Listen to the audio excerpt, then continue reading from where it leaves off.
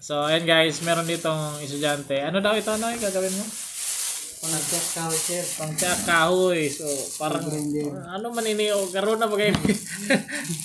Garo ba ito apang kalawang sa, ano hiran na yan. Pang ano lang yan, sir. Pang-check lang yung kahoy. Tukad ba ito, sir?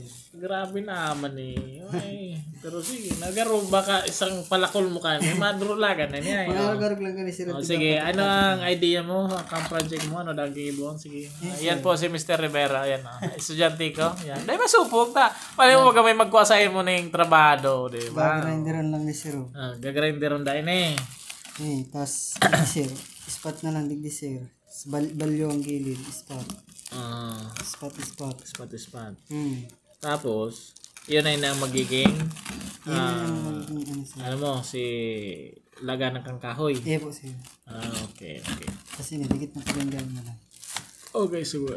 Sige, tama mo itong naisip mo. Pero, ang advice ko kanina sa mo, ang gibon mo muna, halin mo muna yung kalawang na sobrang kapal na.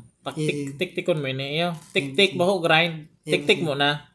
Kasi pag grind mo yan, maralayog lang. Pero pag tinik-tik mo, ma-chip lang yan. Kasi garo lang yan, kagan. So, tik-tikon mo na ng chipping hammer. Yan. Tapos yan, simula dito hanggang doon. Tapos, pag malinis na, ang gagamitin mong welding rod, 11. Ayan. Alion mo muna ini. Ayan. Na ining garo na ning mga biskuit na lang ini. Kasi, pag sige ka lang kang welding, sige mas na yan tunaw, man ki, laog yan. Kaya, i-cut lang yan.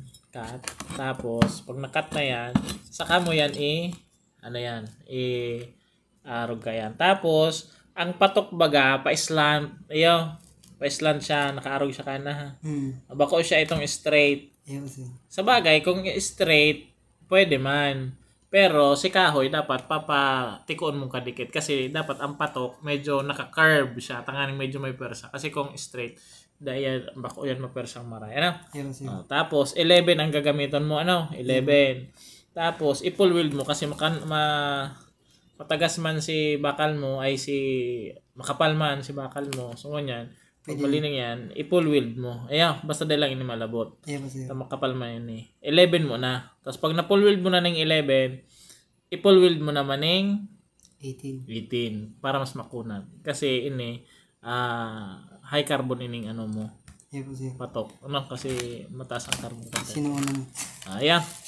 Araw kan gigibon. Mamaya. Yan. Sige, good luck. Nakatulong lang ni sir. Tulong business na nilarap. Tulong henerasyon.